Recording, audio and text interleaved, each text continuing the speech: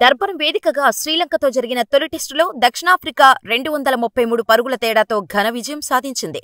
All round షోతో 2 టెస్టుల సిరీస్ను 1-0తో ఆధిక్యంలో నిలిచింది. 516 పరుగుల కొండంత లక్ష్యంతో ఓవర్నైట్ స్కోరు 103తో 4వ రోజు ఆట ఆరంభించిన శ్రీలంక 282 పరుగులకు ఆలౌటైంది. మొదటి ఇన్నింగ్స్లో దక్షిణాఫ్రికా 191 పరుగులు చేసింది. అనంతరం బ్యాటింగుకు వచ్చిన శ్రీలంక 13.5 ఓవర్లలో 42 పరుగులకే ఆలౌటైంది. గత 100 ఏళ్లలో ఒక జట్టు ఇంత తక్కువ బంతుల్లో ఆలౌట్ కావడం ఇదే తొలిసారి. అలాగే టెస్టులో శ్రీలంక ఇదే అత్యల్ప స్కోరు.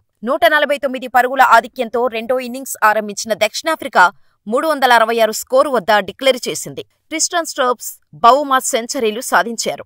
విశ్వ ఫెర్నాండో, ప్రభత్ జయసూర్య చెరో 2 వికెట్లు తీశారు. కాగా ఈ విజయంతో వరల్డ్ టెస్టు ఛాంపియన్షిప్ టేబుల్లో ఆస్ట్రేలియాను వెనక్కి నెట్టి దక్షిణాఫ్రికా 2వ స్థానానికి ఎగబాకింది. భారత్ అగ్రస్థానాల్లో కొనసాగుతోంది. టేబుల్లో టాప్ 2లో నిలిచిన జట్లు WTC ఫైనల్కు అర్హత సాధిస్తాయి. న్యూజిలాండ్ 4వ స్థానంలో ఉంది.